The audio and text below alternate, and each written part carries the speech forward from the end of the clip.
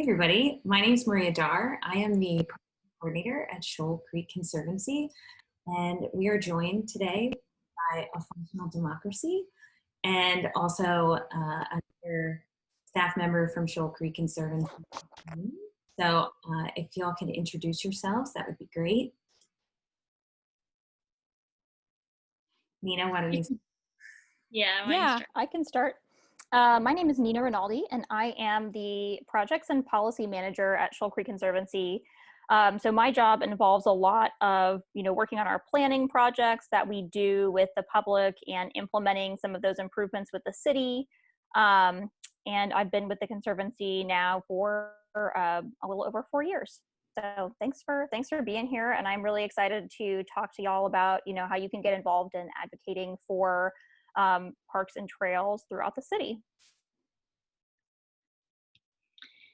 And then Maria, if you don't mind, I think Hal and I will introduce ourselves in our slides. We got it all ready to roll. So Hal, do you want to start our kick us off? Sure. Here? Yeah. Hi everyone. Yeah, we're going to introduce ourselves. Let me see. We have a slide for this. I think we do. A welcome slide, Yeah, welcome slide. We got a welcome slide. So let's see if I can make this work. Cool. Hi, everyone. So we're so happy to be here and to be partnering with Shoal Creek Conservancy on giving you this talk today. Amy and I are from A Functional Democracy, and we're an organization that's all about helping people, empowering people, educating people to use local government to make the city and therefore their nation and therefore the world the thing that they want it to be, like something that reflects your values and meets your needs. And so we do a range of things to help that happen. One of the big things that we do is we've made like some intro material, some intro information about how to get involved in local government that's packaged up in this sweet little book called A Beginner's Guide to Local Government. And and you should have seen in the email, and I believe it was available since Friday, that like everyone here, first come, first served basis, can go and get a copy of that at Book People. So go and get your copies. A lot of the stuff that we're going to talk about today is pulled from that book, and it's just going to, like, after you leave here today, it'll be like your extended guide to getting involved in local government. So highly recommend you guys going to get that. And then we also do things like we throw events, and we do talks like this and workshops all around like having a fun time thinking about the way that local government interacts with your lives and how to get more involved in it. To build that out a little bit, one of the things we think about is that there's different ways of getting involved in local government, like all the way from a very beginner kind of newbie level to a more advanced mentor level. And so it's okay wherever you are on this spectrum. But we help people think about, okay, like if I want to get more involved, I'm not exactly at the organizer or mentor level yet. Like I'm not spending my life on this thing, but I want to start working towards that goal of being more involved in my community. And so with this tool that we're talking, like with the information we're talking about today and with the book, it's all about getting you to like get your feet wet, get started, and like throughout your time here in Austin, like build up those skills to be able to participate more fully. But then I'll just to pause in a little bit about me and then Amy. So my name's Hal Wirtz. I'm a designer primarily, and I do a lot of work. I work at IBM. I do a lot of work around education and culture change. And so I bring all of that thinking around online education, education at scale, culture change, to trying to think about how to get people to use local civics for their own good. So, and very a designer mindset kind of person. And then Amy. Yeah, hi everyone. My name's Amy Stansberry.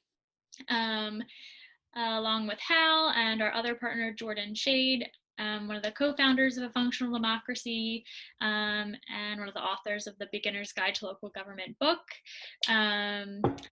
I am a local journalist here in town. I'm the editor-in-chief of the Austin Common. It's a local news site that focuses on helps Austinites be informed and make a difference. And we really kind of focus around explaining what's going on in the world. It can be so difficult for people to keep up with like what's happening in your own community. We really keep a local focus and then try and provide opportunities for folks to get more engaged and steps for action. So a lot of that work, and so they all kind of fit together, and have a journalist's background and love going to city council meetings and trying to tell people all about it. So loves going to city council meetings.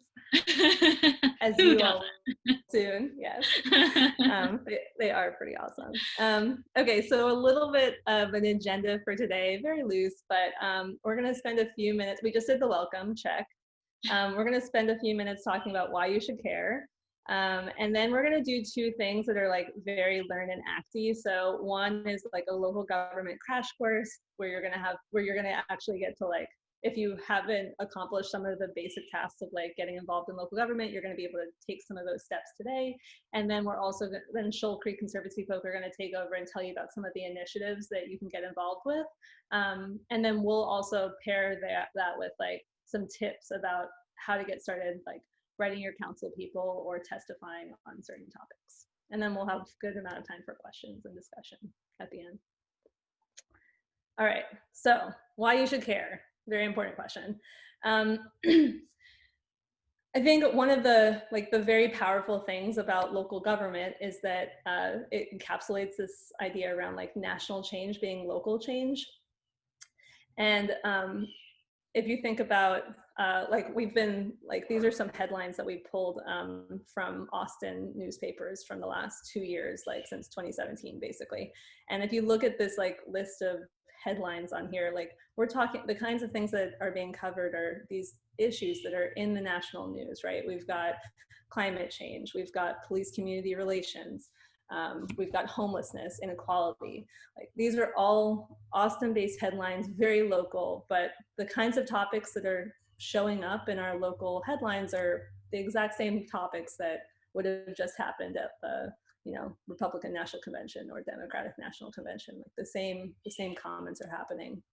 And so this is like part of why engaging in local government is so powerful, and like with an organization like SEC, like around the environment and all sorts of things around inequality and like accessibility to green spaces, where you can take action locally to take a stab at like addressing some of these issues that are like often portrayed as national issues.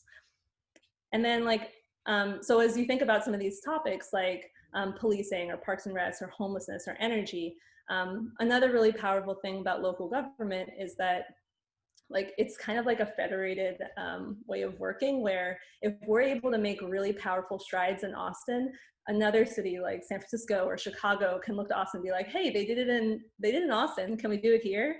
And I personally have seen that happen in Austin, where we're like, hey, like San Francisco did it, like we can do it if San Francisco did it. So there's this way in which like really pushing for policy change or for a different way of living in Austin sets a standard and inspires other people to act to the levels or the values that we're putting forward. So it has like, it's a lot of power, even though we're acting at a local level.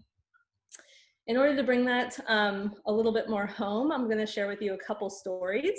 And these are both stories that are in the book, so you can follow up if you want to read more about them. But these are two stories that are examples of the way that really like big scale issues can play out at a local level. So the first one is an eco one. So this is a fact that maybe not a lot of people know, maybe people in this group know, but did you know that Austin is responsible for 39% of large-scale solar power in Texas? It's a pretty cool fact. I love telling people this fact. They're like, what? This is a pretty cool fact. And the way that it got this way is like, this didn't just happen without activism, without local individuals pushing. Like this is the result of many years of a small group, relatively small group of people nagging city council to put this at the top of their ticket in terms of what was important. And today we're able to like lead Texas in this very important topic that like addresses climate change at a national and even a global scale. And then to add to this number, there's some additional really cool facts like, so on top of this, Austin's on track to get 55% of its electricity from renewables by 2025 and 65% from renewables by 2027. So on the right track, and just a perfect example of like a small group of people, because this really is like in the grand scheme of things, a small group of people going to city council, going to city hall, telling city hall what they want, being really loud, really nagging, and saying like, this is a way that we in Austin, like that we want to show up to the world and we want to make a difference on this big national topic. So that's one story. I have a second inspirational story for you. This is one that happened a few years ago in 2016. So in 2016, the SAFE Alliance, which advocates for survivors of child abuse, sexual assault, and domestic violence, they found out that there were 3,000 rape kits that were untested and that were just sitting essentially in a room in Austin PD. And they were like literally going old. And when they found this out, they started a media campaign. And that social media campaign essentially went viral. And within a year, there was a city council meeting where survivors of sexual assault, nurses, policy experts came together and they testified at the city council meeting, which was incredibly powerful. And then within less than 2 years, very short amount of time, less than 2 years, $1.4 million was donated to this, not donated, was funded, was used to fund the DNA lab at APD. A really quick turnaround and like the ability to address something like women's rights at the local level.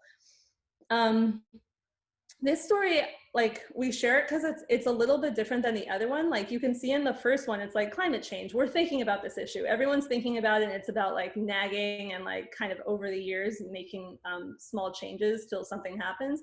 But this one's different. This one's like citizens coming together and saying like, hey, this is an issue that city council wasn't even thinking about.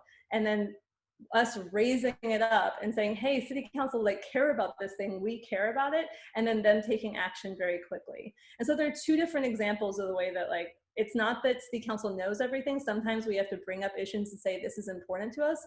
And then the other side of it is like, sometimes it's about like over and over again, a small but powerful group of people making change. I think like one takeaway from both of these is that it's a small but powerful group of people making change. Another thing I just want to point out is that like, you might think when you look at this that, I don't know, maybe people are already doing this stuff, that yeah, there's other people there in City Hall, they're doing this stuff. And the reality is that that's just not true. There's like actually a very small group of people that are in City Hall making noise, making these changes happen. And it's one of the powerful things about working at a local level is that like your voice really does matter and that you have the power to like make a lot of change because it is a small community. And one of the reasons why we do this work at a functional democracy is because we're trying to get more young people and more people of color engaged, people from underrepresented groups at the local level, because the belief here is that like if the people who are showing up at city council, the people who are writing city council are people that are more representative of our general population, that we're going to have a more representative democracy. And that's why it's really important that if you have an interest in getting engaged, that like you take that opportunity and start showing up so that your voice can be heard and so that the decisions that are being made and the policies are being put forward are representative of our views. So that's a little bit about why, and I'm going to turn it over to Amy, and she's going to kick off getting you started thinking about like some intro ways of engaging with City Hall. Cool. Okay, so basically want to give you all some simple info to get you started on this path.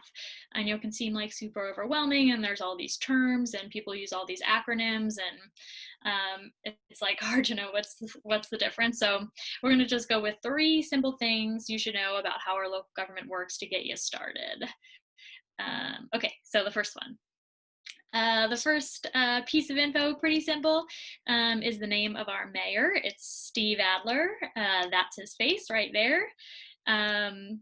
He's been getting a lot more press lately because of everything that's been going on with the budget and policing. But a lot of times when I do these presentations and go into a room, like sometimes I'll quiz people and ask them what the name of our mayor is, and almost never does somebody know it. So, and I always tell people, that's crazy, you know, like if you should know the name of one politician, like it shouldn't even be the president, it should be the name of your mayor, because that's the person who has the most control over your day-to-day life. And so the other thing that's key here is I always like to show people a picture to go along with it, because you should know not just the name of your elected official, but what they look like, especially locally, because chances are like you might bump into these people. Well, now you'll probably bump into them nowhere because you're not allowed to go anywhere, but in regular times you might bump into them at the grocery store, right, at the supermarket, at the gym, and you know, because these people live in your neighborhood, so know what they look like, because then when you see them around town, you can go up to them and say, hi, nice to meet you, and shake their hand and things like that. That's totally acceptable. Okay, so I want to talk a little bit about what the mayor does. Maybe we can have someone unmute themselves. Anyone want to give a little guess or share their thoughts on like what is the mayor's job here in Austin? Anyone can go for it.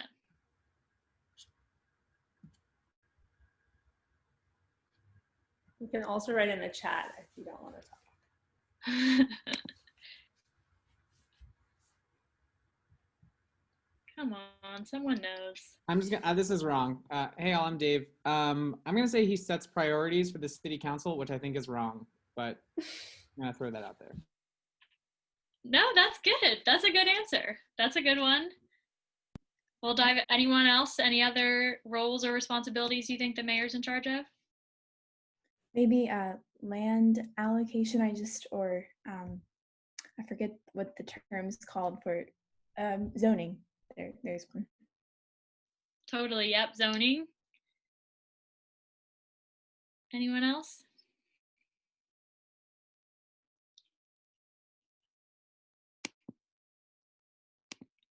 Hal, you want to go to the next slide? I'll kind of show some. That was good. I'll take 2 responses. So you can see there, Dan, sets priorities. That's on our list. Yeah, so basically the mayor, you know, you can think of him just like as another member of city council, which does things like review zoning cases. As well. And so basically in Austin, we have what's called a weak mayor system. As opposed to other cities like New York or Chicago, they have strong mayor systems. That's sometimes why you hear about those mayors a little bit more in the news. Our mayor doesn't have really any extra powers beyond what's given to a regular city council member. So we have 10 members of city council and then the mayor, and he's just like the 11th member of city council basically. But what makes him unique is that he is the only local elected official that everyone in the city gets to vote for. So for council members, only people that live in their neighborhood, their district get to vote for them, but for the mayor, everyone gets to vote for him. And because of that, it gives him a little bit of this role as being like the face of Austin, for example, right? So he does a lot of work talking at conferences, you know, before COVID, traveling kind of all over the country and the world, advocating about Austin, talking up Austin, meeting with other mayors and doing a lot of like exchange of ideas, like this is what we're doing in Austin, what are you doing there kind of stuff. He's done a lot of climate work, you know, speaking on the environmental front. He went to Paris for the Paris Climate Agreement, kind of on behalf of Austin. talk about climate change. Also because of this role, like representing the entire city as opposed to an individual district, he tends to act as a mediator during city council meetings. He's the one that runs the meeting. If you've tuned into any of these Zoom meetings lately, he's the one that's like calls up each person's name to talk and tries to like keep the meeting in order. And sometimes we'll bring different council members together to try and get them to agree on something. He tends to play that role. And then, yeah, he does, it's not as if he has absolute control over city council priorities. Every council member is allowed to share ideas. But again, because he has a little bit more of a soapbox, and he's able to help drive priorities that are important to him. And then the last one we always include on there is that he is not the former drummer of Guns N' Roses. When you Google Steve Adler, that's all that comes up. But he's not our mayor. That's not him, a different guy. Okay, so that's the mayor. And then you want to go to the next one? And so that's fact number 1, Steve Adler. That's an easy one. That's our mayor. And then fact number 2 is which city council district you live in. So you can see on this map, basically the city of Austin is divided into 10 different city council districts, 1 through 10. This is confusing when it comes to election time because you probably know in your head, oh, I thought I live in district 43 or 20, you know, there's like all these different numbered districts for every kind of level of government, right? Like who represents you in Congress, who represents you in the Texas Capitol building. There's a lot of different district numbers. But for city council, it's just district 1 through 10. And you can see they're basically divided geographically. They're all about the same size. And one council member represents one district. And then you can only vote for a council member, the council member that represents your district. There's a little bit of history here that I can share briefly. This system that we have here is called 10-1. Has anyone heard of 10-1 before? Does anyone want to share a little, like what they know of it? Dave, give like the hands up.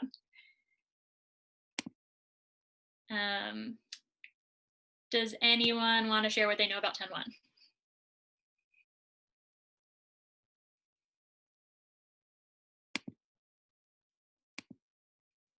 No one knows.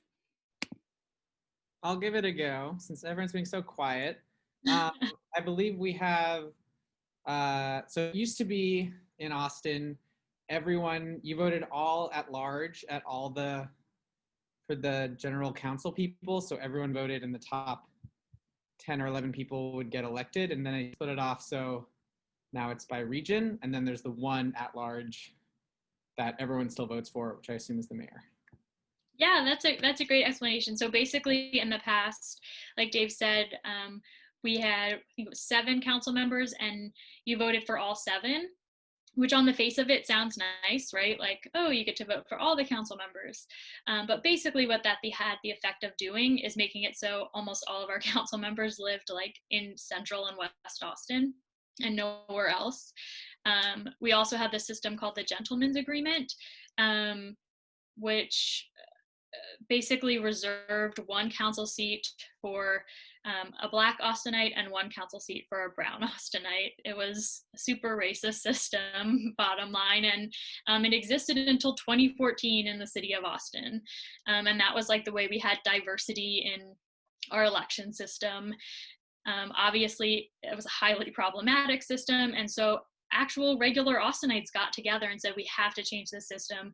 We want district representation. And they got together and got signatures, put this initiative on the ballot, and got to where we are today. So pretty cool history there. And we're still kind of seeing the effects and impacts of changing to this system, which hopefully, has brought about more diversity in a lot of different ways, you even just in regional diversity, if you have representation from all over the city. Okay, so which council district you live in, I think it's on the next slide. So this is a key thing to know. Basically, when you start getting involved in local government, the first question you're going to be asked is which district you live in. So we're all going to look it up if you don't already know. So if you don't already know, this is the website to go to figure it out, austintexas.gov/government. if you don't know, like actually, let's do that right now. So take a moment, open a new tab and check on that. And then you'll see this district lookup button if you keep scrolling through. And then, nice, Brenna already put it in the group chat. That was going to be my question. Once you know what district you live in, yeah, put it in the group chat so we can kind of see what district you live in. And then if you're having trouble finding it too, feel free to unmute yourself and ask, or put it in the chat if you're having difficulty.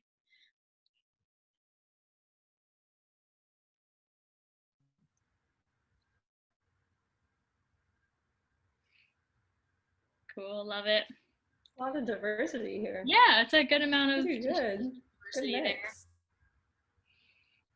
While people are doing that, before we move on, I'll give one little plug for engagement.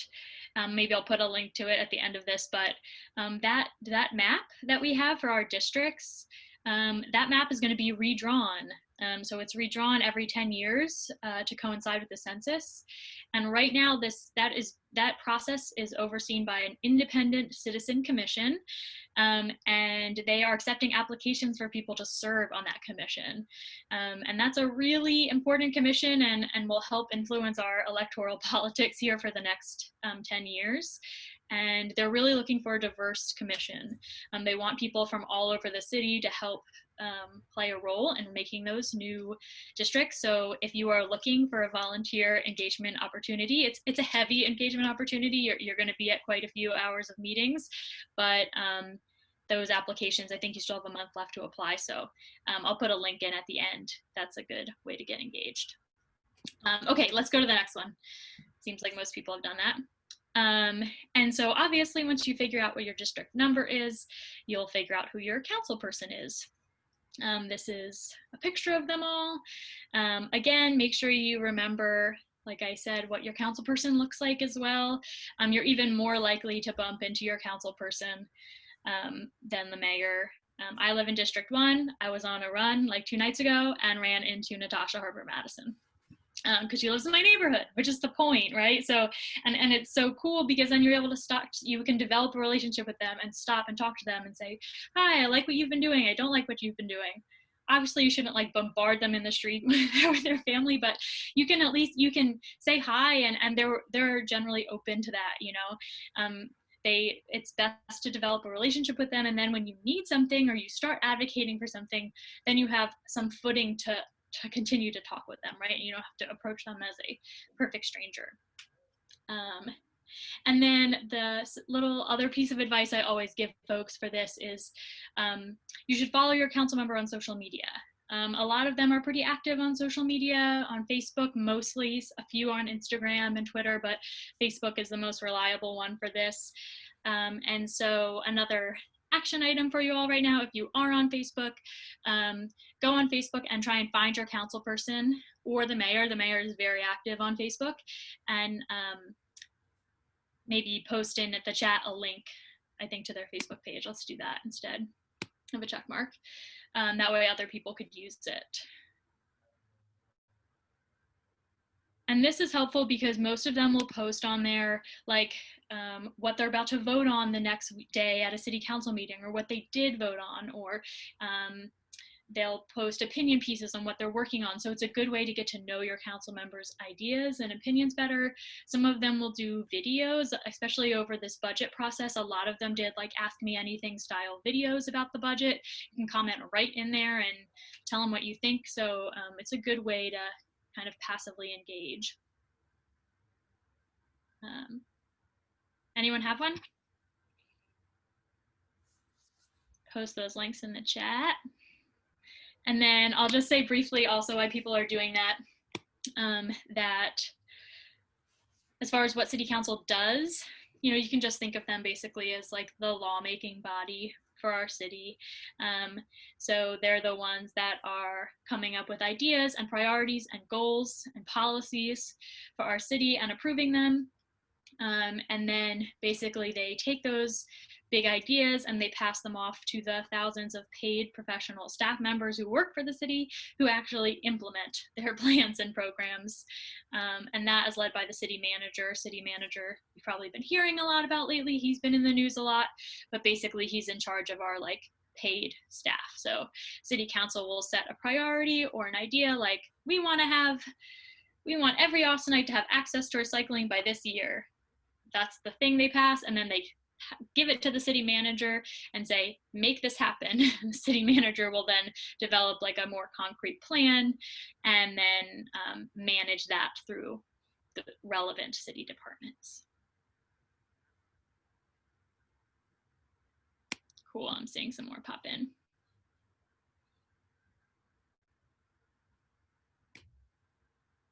All right.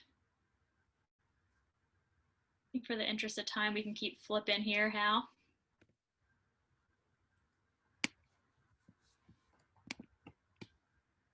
Okay, so now that we have those basic info, and again, with the books, there's more in-depth info for you. But what do we do with this information? How do we turn this into action? And I think we have a video, right? I think we do. And let's see. We'll see if it works. It's always like...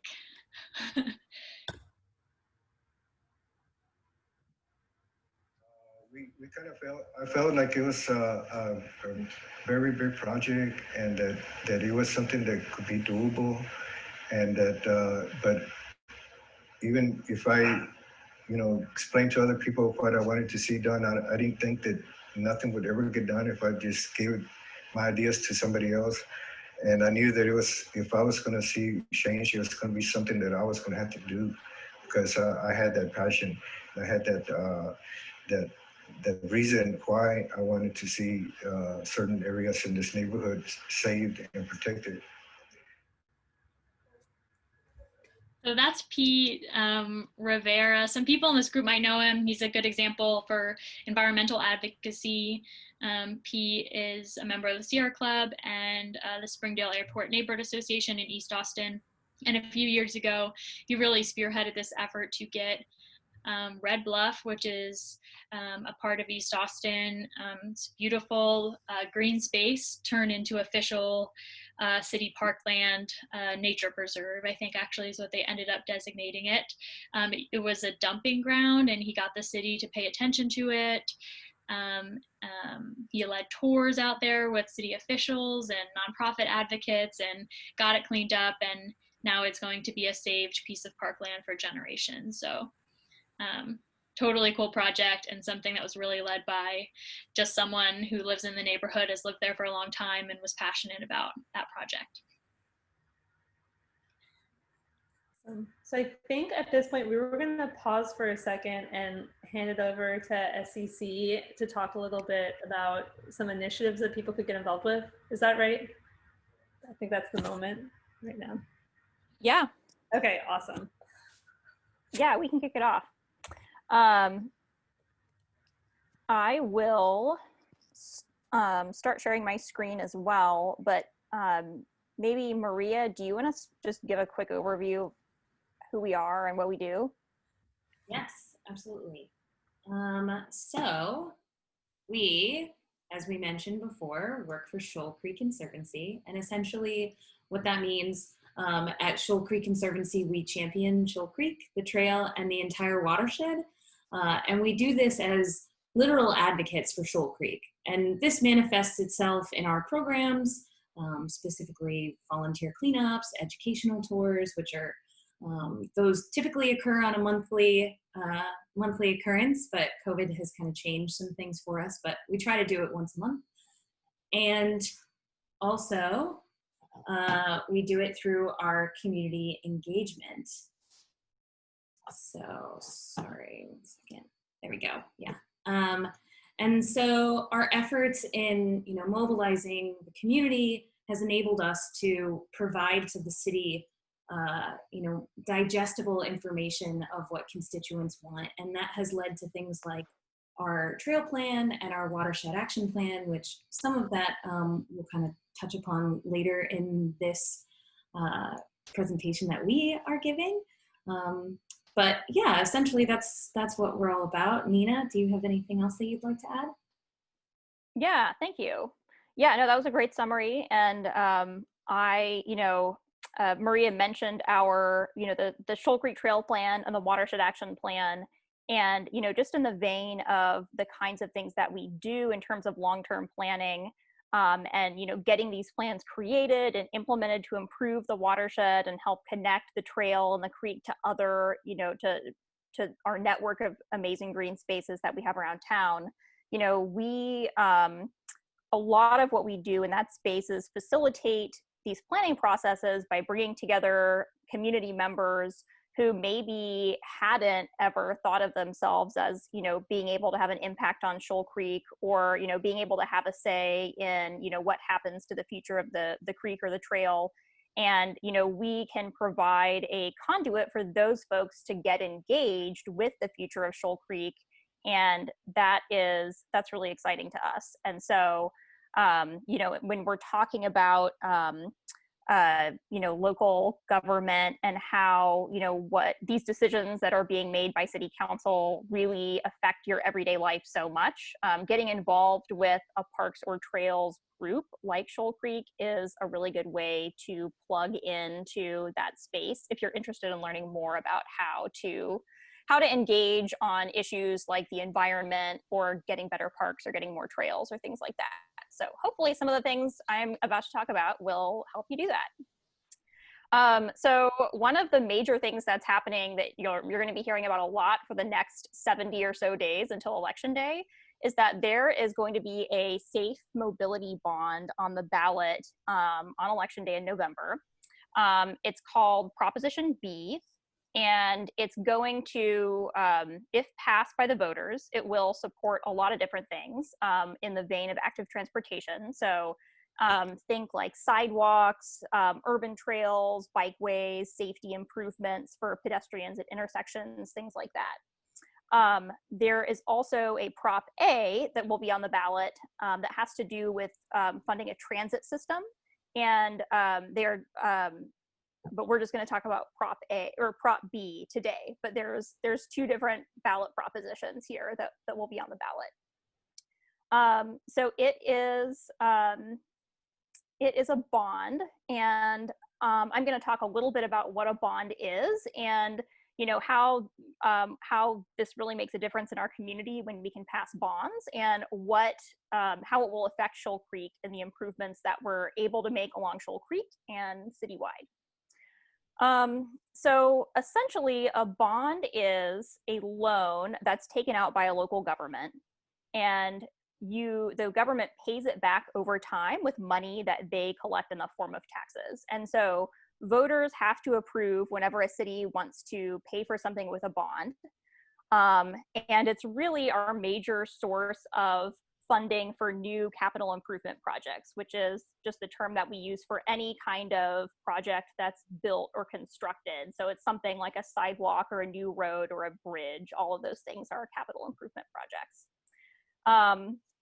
So, the city doesn't have enough money in its general budget to pay for a lot of these big new improvements that, our city kind of needs as it grows. The general city budget just includes funding for maintaining and operating what we already have. And so this is a great way to get funding to build the new stuff that we need. And bonds have funded some of the, the really popular and, fun places that Austin is like world famous for. So the Central Library is an example that was funded through a $90 million bond that the voters approved in 2006. The boardwalk at the trail along Lady Bird Lake, that was also able to be built because it was funded through a bond in 2010.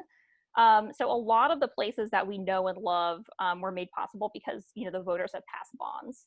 A couple of more recent examples, there was a 5.5-mile bikeway built along Shoal Creek Boulevard that, we think of as effectively extending the Shoal Creek Trail and helping to create this really seamless, connected pathway that we're aiming to build along the entire Shoal Creek corridor. That was completed earlier this year, so a protected bikeway and these nice intersection treatments that make the intersections a lot safer. for cyclists and pedestrians. All this is made possible because of the 2016 mobility bond. So the reason that, at Shoal Creek and our other parks and trails groups that we work with a lot really care about this bond is because it's our chance to really get a lot of funding and resources to expand the urban trail networks, the bikeway networks, and these networks of green spaces in Austin to really connect all of the destinations that we know and love in our city to one another in a way that helps people get around without a car and, experience the natural environment, get fresh air. It's also connected to what we do, and it's the chance for us to, to really fund some big visions of what we want to happen. So there is a lot of stuff that this bond is proposing to fund, and we don't have time to talk about all of it. So I thought I would just go over some highlights with y'all, and then we can come back at the end with questions if you guys have questions about anything that I didn't get to cover here. But the total bond is $460 million. So there's a lot there. There's many different types of projects that are funded, but the general theme, like I said, is just expanding bikeways and trails, and those kinds of networks, and just enhancing safety and accessibility for our existing networks. So, and the cost to taxpayers of this bond will be, I think, at most $4 or $5 a month at the peak of the bond program. So when we're at the highest rate of spending for this bond, it'll be about $4 or $5 a month for the average homeowner in Austin. So yeah, just to share some highlights with y'all, the bond includes $80 million for sidewalks, which will help build and repair about 100 miles of our citywide sidewalk network. And, as you've probably noticed, if you've ever walked on a sidewalk in Austin, our sidewalk network has huge gaps in it, huge gaps.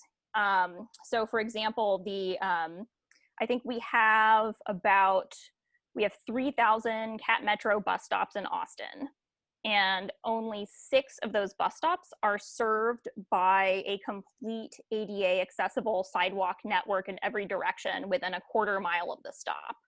So that's an example of some of the pretty glaring gaps that we have and the opportunities that we have to fill in that sidewalk network in an accessible fashion to help people get where they need to go. So this funding in the bond will make a dent in that, and those repairs and those new sidewalks that we need. There's also $120 million for new trails and bikeways, and that will be able to add some significant mileage to our urban trail network. And one part of this that we're really excited about at Shoal Creek is that it will give us funding to build out what we're calling the Big Loop, which is a 30-mile network of urban trails and bikeways that circle the city. So as you can see on this map here, the orange trail is the Shoal Creek Trail, and then the green trail is, those are various trails that make up the rest of the Big Loop. And many of those trails, some of them have been designed, but we don't have money for construction. And because they're pretty expensive to build, this bond is the, kind of the foundational source of funding that we need to finish building out this network and connect all these different parts of the city to one another through urban trails. So that's a really exciting possibility with the urban trails and bikeways. And then there's about $102 million for what we're calling large capital improvement projects. So these are just kind of big, major improvements in various places around the city. One of them that is a pretty cool trails related project is a new pedestrian bridge over Lady Bird Lake by the Longhorn Dam. So what you see on the left here is the pedestrian cyclist experience of going over this bridge, which is what you need to do to make a complete circle around the Lady Bird Lake Trail. So, it's about as pleasant as it looks in that photo. So there's a lot of room to build something that's nicer and a lot more fun to use and safer. And so that will be something that is funded through this program. So that is, our something that Shoal Creek Conservancy is going to be working a lot on promoting, and educating people about what's in this bond, why they should vote for it. We're doing that as part of a coalition with other parks and trails and environmental groups called Austin Outside. So if you visit austinoutside.org, they have a lot of really good information, really breaking down the different buckets of funding and explaining, what will get built with each bucket of, several $1 million. So that's a really great resource that I would recommend. Yeah, that's what I got about the bond. And then I have one more short thing, but I'd like to just take a breath for questions here.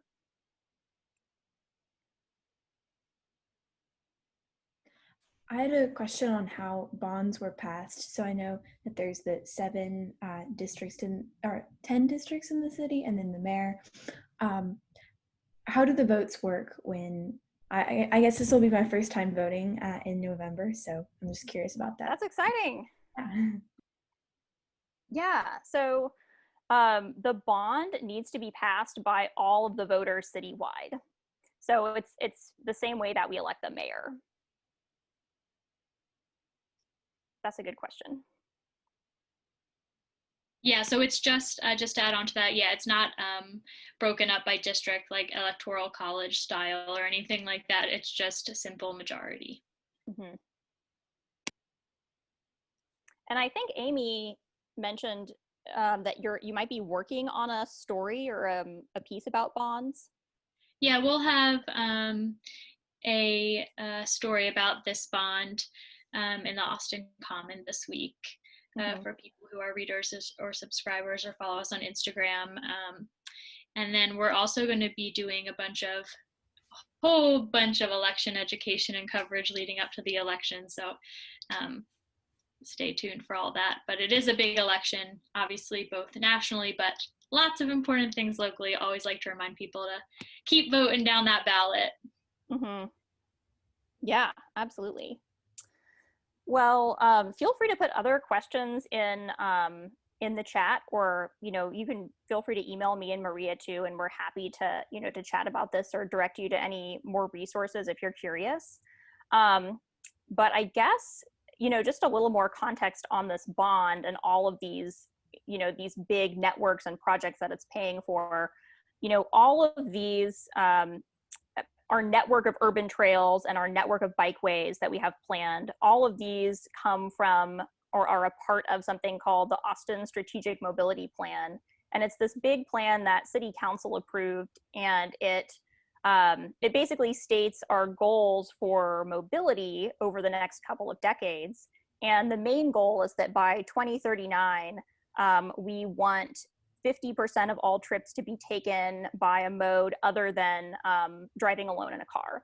And so in order to achieve that goal, City Council has to make sure that we're offering people other ways to make their trips. And so in order to achieve that goal, we have to build out all of these other ways for people to get around. So that's sort of the, where it all comes from, is they approved this policy goal several years ago, and these bonds are one part of just working towards that, so that we can help people shift how we're getting around.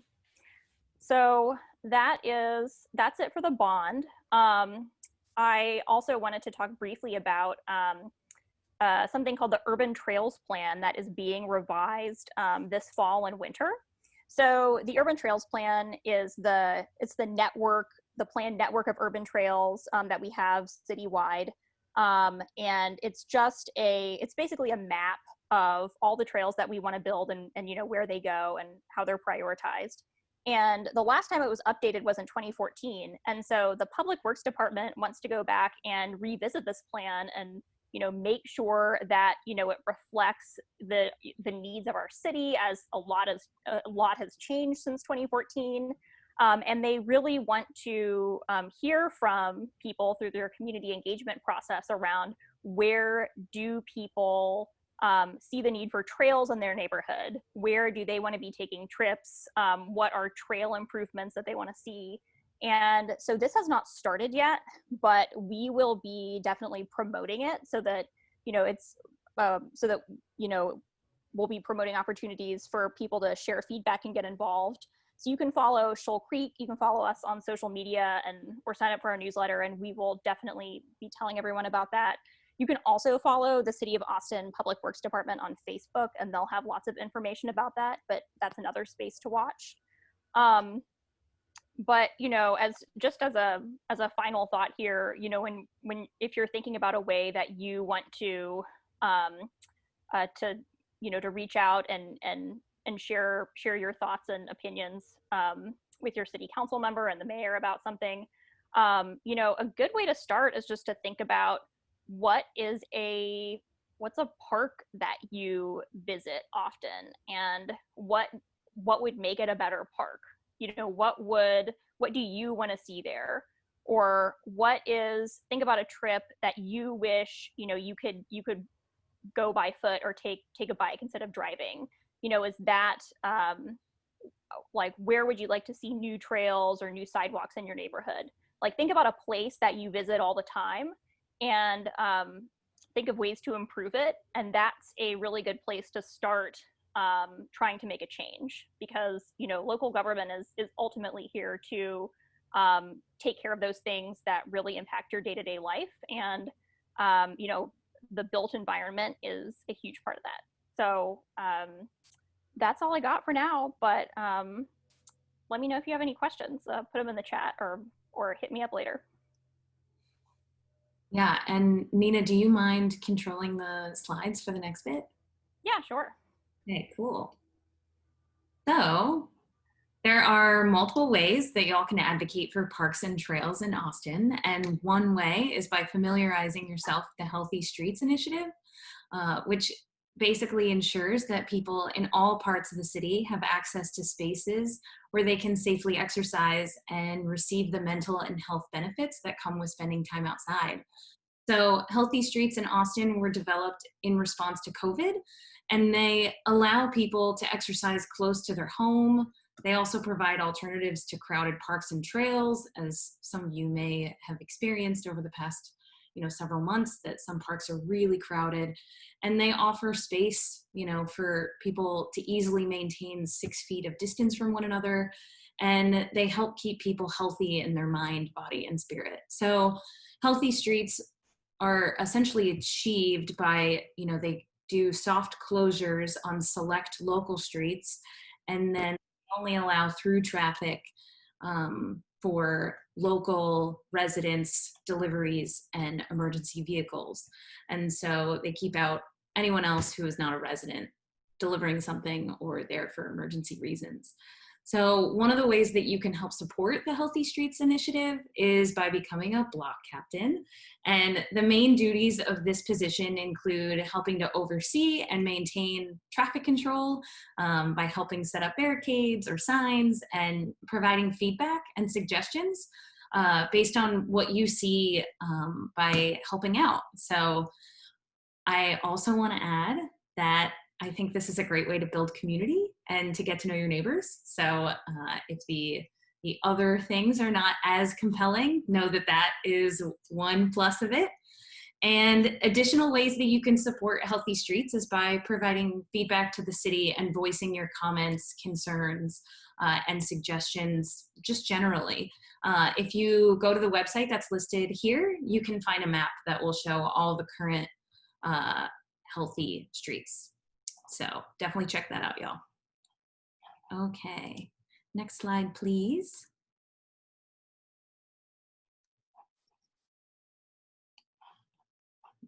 Sorry. I forgot that was me. I was like, why isn't the slide changing? So yes, another way that you can support parks and trails in Austin is by utilizing 311. So if you call 311, utilize the mobile app, or visit the city's website, you have the power to communicate directly with the city of Austin to report issues that matter to you. This is especially in regards to public lands, roads, sidewalks, intersections, and more. So you can submit your request, like I said, by calling 311, submitting a request via their mobile app, which is super easy, and you can also do it online.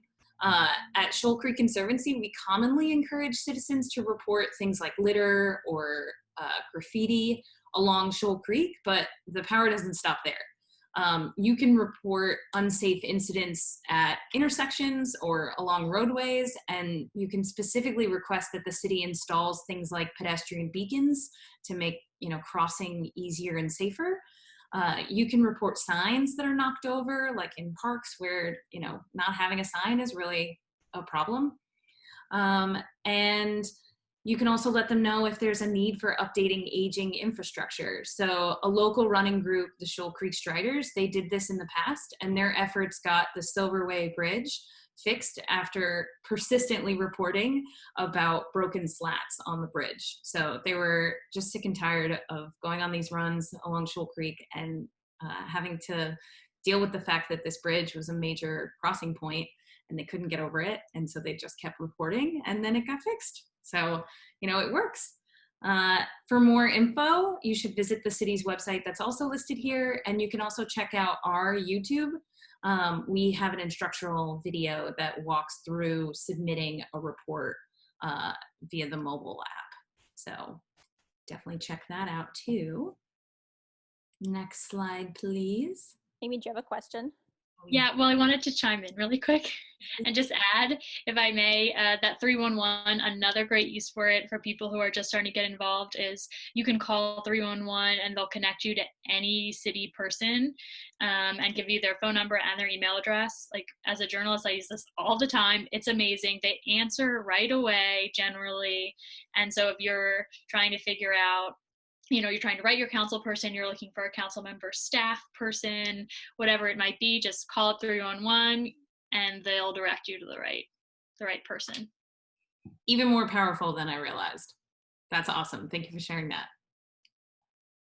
Yes. So, and then the last thing I'm going to talk about is our Creekside Neighbors program. So at Shoal Creek Conservancy, we recently launched this program, which in part is included in our watershed action plan, which is a holistic long-term effort that aims to restore Shoal Creek to a swimmable and fishable creek. The watershed is an urban watershed with many different stakeholders that impact Shoal Creek's water quality. So this includes people who walk along the trail, the businesses that are located within the watershed, homeowners, renters, just to name a few. And each individual has the ability to positively impact the water quality just by adopting a few small behavioral changes. And the success of this watershed action plan really hinges on the investment of everyone for honestly decades to come. So you might be asking yourself, what exactly is the Creekside Neighbors program? Which I'd love to tell you more about it. Next slide, please. So this program provides stakeholders within the watershed with resources to improve Shoal Creek. And one of those ways is by providing supplies for creek cleanups. So homeowners who live along Shoal Creek can actually address the issues that they see right in front of them, like litter or recyclables. And, we have volunteer cleanups, but we only access the creek via public lands, and that is only about 4 miles of the creek, and the creek itself is 11 miles long. So that's a lot of privately owned land that we don't have access to. So by tying in homeowners and giving them access to supplies for creek cleanups, that allows us to, make sure that the creek in those sections is really being taken care of. And then also, we offer a quarterly newsletter, which anyone can sign up for on our website. And, depending upon your needs, if any of you do live in the watershed, we basically make it really easy for stakeholders to find more information so that they can conserve water, find out ways to sustainably care for their lawns via programs like the city's Grow Green program, and connect with residents, provide them a plethora of rebates, grants, and free items that the city offers that help individuals implement these small changes that I was talking about that have, you know, big impact on Shoal Creek. And I'd like to reiterate that, you know, any small change that each individual makes to slow the flow, capture, and filter water on their property will make a difference in Shoal Creek's water quality and overall health. And just to make this broadly applicable, I hope that you're all as passionate as we are, but we all live in a watershed. And so this content is broadly applicable for improving the water quality in the watershed that you live in. So I encourage all of you to sign up and, you know, think about ways that you can advocate for the water within your watershed. So does anybody have questions?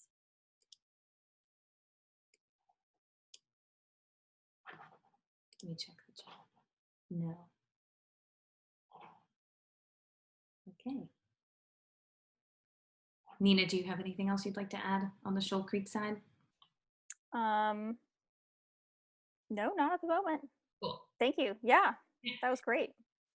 Yeah, I actually, one thing that we could share, I could stop screen sharing so I could search for this and put it in the chat, but the city also has a really cool find your watershed search feature that works exactly like the find your city council district feature. So you can find out what watershed you live in if you're curious about that. So a watershed is just the area where all the water that falls into it flows into a common outlet. So the Shoal Creek watershed is the 13 square miles that are around Shoal Creek, which is 11 miles long.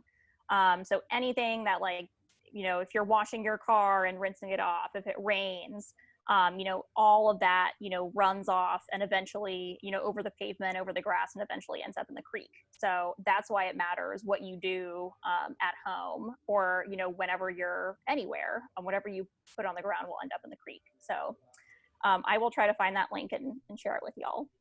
Yeah, and an easy way to visualize it is to, like, hold up your hand and kind of cup it, and you can think of the outside of your hand as being the boundaries or the highest part, and then in the palm of your hand is where the water would collect, which in this case is Shoal Creek, and then, like, the lines are where the water would flow. So it's a fun little thing to think about.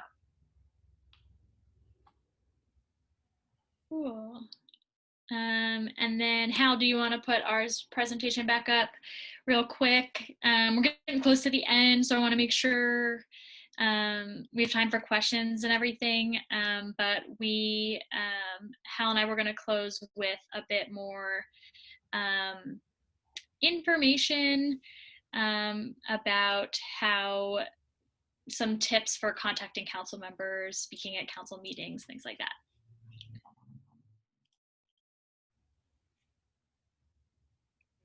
Hal, do you have our thing? Can you see it? Yeah, but it's not a slideshow anymore now. You have it as a PDF up here. No, it's like in the thing, like this. Can you guys see this? I don't think so. I'm looking at a PDF, not a slideshow. You can't see anything on the screen? No, I can, but it's just a PDF. Huh. I don't know what to say. Except that there is a PDF on our website, and maybe that's what, I mean, maybe we could just speak to it, because I don't. Okay, I'm looking at a PDF that says agenda. Oh God, wow. I don't know what to say. That might take a second for me to troubleshoot what. Okay, well, you can keep working on it. We can just chat about it. I mean, it's pretty, well. Oh, there we go. Is that it? Okay, cool. Okay, cool. So I don't know if we want to have, like, the whole time to work on it or not, but Hal, do you want to just share what this is real quick, and we can send this to attendees? Yeah, sure. Yeah. And I think at least one of these things is on our website if you guys want to follow up with it later. But we have resources on our site about like how to engage with city council. These are specifically tailored to speaking at a city council meeting, which you'll be able to do to advocate for the bond, for example. But then like a lot of these things also work for if you're like want to write a letter to your city council person, you can use a lot of these like the same information. We have like tips for writing to your city council person or to speaking at city council meetings. Just briefly, you know, like like for example, the first one there is like telling a personal story, like to the point that was made earlier, I think by Nina, like about starting locally, like what is a story about like how a park around you is affecting your life or how your life could be better by another sidewalk or trail being added. Those are super meaningful. So because they get to hear from policy people all day long, but like when you get to when they get to hear from a real person having a real story about how it affects their everyday life, that's really powerful. And to the same end, if something's actually working for you and you're using something every day that got paid for by a bond, like that's really encouraging as well, because city council people get to hear about complaints pretty often, but if you can talk to like a positive thing and how that is making you want us to invest even further in parks and trails, that's an awesome way to frame that story. Anything else, Amy? Yeah, I mean, I think that reaching out to council members is a point of big anxiety for people. And I always just recommend or suggest, I know it's hard to just tell people don't be nervous, but you know, the point of this whole thing and council existence is for us, right? Like they're there to work for us and they hear from the public every day. And so, you know, one thing I always say, you know, some people are nervous, like, oh, what if I'm not good enough? What if I'm not an expert? And I always kind of jokingly say, like, you're not the craziest or the stupidest person council has heard from before, right? Like chances are. It's a public forum and it's messy and there's all kinds of people and that's kind of the beauty of it. And like Hal said, what council really needs to hear is your personal story, because you have something unique to share and that's what they don't know and what the experts are not telling them, right? Or the data is not showing them. And if you are just reaching out to your council member in general, another little more practical tip I like to share is email them and then call them. So some people get frustrated because they feel like council members aren't answering them. If you are sending an email that you really want to reply to, send the email, then right away call them and just say, hi, I just wanted to let you know I sent you an email. I want to make sure it's on your radar. They do get a lot of emails. But in general, also council members do read them. I've talked to a lot of staff members before, and even if they don't answer and reply to you, they generally keep a running tally and tell the council member, hey, we received 20 emails today asking you to vote yes on this thing, or we received 50 emails today asking you to vote no. And if there is one that has a very compelling anecdote in it, they'll take that out and share that directly with the council member. That's kind of common practice. And for folks that were following the whole police budget issue and things around that, I think that's a perfect example of a lot of emails and phone calls making a difference and swaying council's opinion one way or another. That wasn't a new issue or topic. Quite frankly, advocates have been pushing for less police funding for years, and it never got anywhere until thousands of people decided to call in. So, you know, regardless of the issue or whatever it is you care about, I know we're talking a lot about environmental stuff today, but these phone calls and testifying, even if it's remotely, it matters. It really does have an impact. Cool. So I think to close out, we have one more inspirational video for you. This is Freddie Dixon. He's a founder of like some amazing parts of our Austin community, like the East 11th Street Village Association. He's done things like getting MLK Street renamed. And so we asked him for some advice for people who were like getting involved in local government or like local activism, like what if they're having trouble and they don't know where to start? And this was his advice that he offered. Well, one of the things, if they're having trouble getting started, is you need to search yourself and ask the question, what am I really passionate about? Can't be all over the place. But as I said before, I don't want you to have an analysis of a paralysis. That is, you overanalyze something and overanalyze it until you don't do anything. Then you get paralyzed, you know. If I do this, it's wrong. If I do that, you know, and you get to the point where you're stuck, there's no mobility, there's nothing. You don't want to get to that point. What you want to do is to say, well, what can I bring to bear on this issue or this concern? What little bit of information, what little bit of participation, what little bit of my vision can I share on this? And not sit there and debate it all day and all night, but just say, hey, I can share an idea.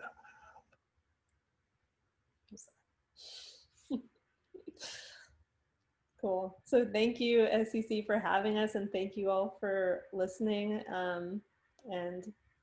Yeah, it was really great to meet you all. And I'll just add one, two final thoughts before questions. One is, especially for people in this group, if you're interested in environmental issues, one other thing to be on the lookout for, or news item that you might be interested in. Next week, the city of Austin is going to be publishing a draft of its updated community climate plan, which is basically like the big plan for how to reduce our greenhouse gas emissions to ultimately zero. It is the goal. And a group of Austinites have been working on this for almost a year, volunteering their time to put together this plan. It's meant to really engage the public, and this plan is recently updated, and they really, it incorporates a lot more environmental justice and equity issues into the climate plan that has been in there in the past. So there's a lot of parts and components of it, and they'll want public input. So that's something to keep an eye out for. If you follow the Office of Sustainability on Facebook, or again, the Austin Common will share information about it, but that's another good public engagement opportunity around environment coming up. And then just lastly, from the functional democracy side, we have those beginner's guide books. Hopefully you all have picked them up. If you belong to an organization that wants some of those, wants Hal and I to come out and give a talk to you all, we're going to be doing a lot of outreach, especially in advance of the election. Reach out to us. We'll put our email address in here, just info@afunctionaldemocracy, and we will gladly come to your school, your social group, or virtually attend there and hand out books, whatever it might be. But yeah, I guess I'll stop talking now, open it up to some questions.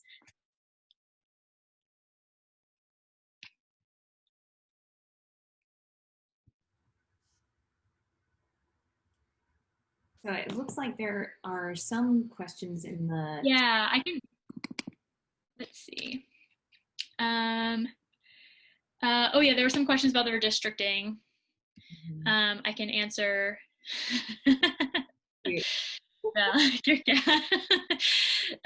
I'll just say, yeah, the redistricting work is not going to start. The commission won't even start their work until 2021. So I don't believe the changes will go into effect until the 2022 election. And so you're right, there could be changes in like where the council members themselves live. Obviously, if they already represent that district and they're not up for re-election, you know, they'll keep their seat. They're not like kicked out of their seat or whatever. But there is the possibility that they might no longer, you know, when the election comes up again, they might no longer live in their district. And then I saw another question here about are city council members able to have an outside business as long as it's not a conflict of interest? It is a full-time job, actually.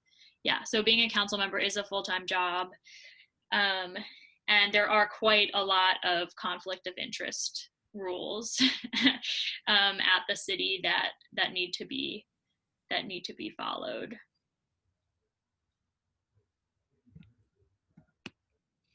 And I had just asked one about, I teach environmental science at the high school level. And I think I actually spoke with one of you from the Conservancy, but I would love to clean up Shoal Creek. I used to walk all along it, and I remember I ran into one of the cleanups one day, and I was like, well, I have a whole bunch of students who would love to donate some time, but that was before the pandemic. So I still really want to kind of keep that at the forefront. And then the other thing, I mean, I think this is great, the functional democracy. Would love to have y'all talk to my students about becoming a little more active. Yeah, so I'll quickly address the cleanup bit. So I am the person who organizes the volunteer cleanups, and at the moment we are currently not permitted to have any volunteer events along the creek until the city deems it safe for the public lands to have a little more people. But as soon as that changes, I will definitely reach out to you. Pam, I took down your info, and I'll for sure let you know. Thank you. Thanks. Thank you. I don't have a question per se. I just want to say I've really appreciated y'all putting this on and spending this time with us to help educate me and all of us. I find this stuff really helpful. Like Shoal Creek Conservancy, I didn't know a lot about y'all, but that's like awesome, the work you're doing, and I would love if we had a ring bike. And yeah, anyway, that's really cool. I also I don't know how I signed up for the Austin Common, but I have found those emails very helpful in giving context. So I really appreciate what y'all are doing there. I may send y'all an email. I actually work at the PCL library at UT, and I know there's a lot of people there who are really, I didn't used to work at a library, but librarians really care about the world. It's like a big thing. So I might send y'all an email and see if we can just set up some sort of Zoom thing, because a lot of people, I think, are really looking for ways to get involved. So yeah, so thanks. I have a quick question. Is it okay? Who do I contact about the Austin Reuse and Recovery? The Hazardous Waste Drop-Off Center has been closed for months and months and months, and I don't understand why something that's an outside drop-off for hazardous waste has been closed for so long. It's actually encouraging people to do illegal dumping. Who would I contact about that? Yeah, that's a great question, Val. I hear you. It's super annoying. It is Austin Resource Recovery that's in charge of it. And I think that this is a great thing to call 311 about, actually. So if you call 311, but just be very clear and say, I want to speak to the person that manages the hazardous waste drop-off, the person responsible for it. That's a good way to get directly connected to the right person and share. My hope is that they're going to open that soon, reopen that soon. They just decided to stop. They're starting to resume some of their normal operations, so I'm hoping that'll come soon. But I would recommend that. And then my other like little pro tip for you, if you get nowhere there, is reach out to a woman named Natalie Betts. She works for the city. She's an advocate for these things and works for Austin Resource Recovery and can help you. Again, if you call 311 and ask for her, okay. I think she wouldn't mind hearing your comments and also directing you to the right person. Okay, Natalie Betts. Okay, yeah, thank you. That has been like a sore point for me for months and months and months. So thank you.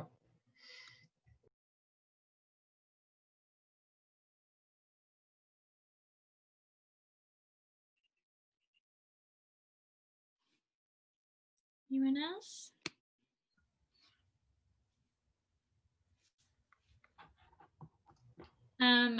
I guess I wanted to just, while everyone's on here before we close, Maria, I guess maybe you know the answer to this.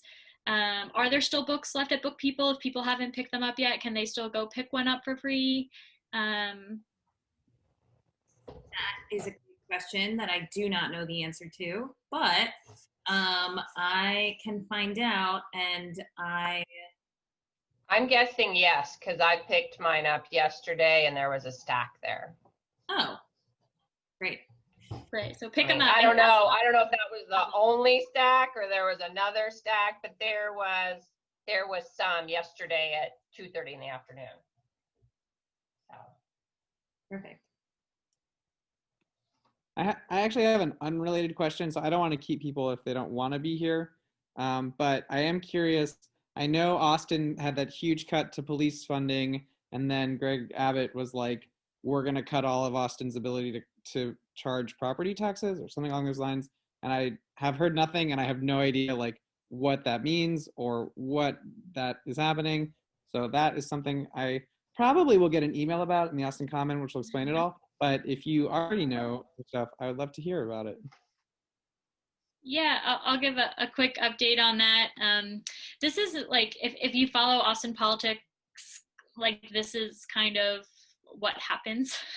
Usually it's like Austin City Council passes some rule or regulation. A lot of times it is environmental. This has been a sore point for like our bag ban, for example. We used to have a plastic bag ban, and then the legislature hears about it and they pass a law changing it.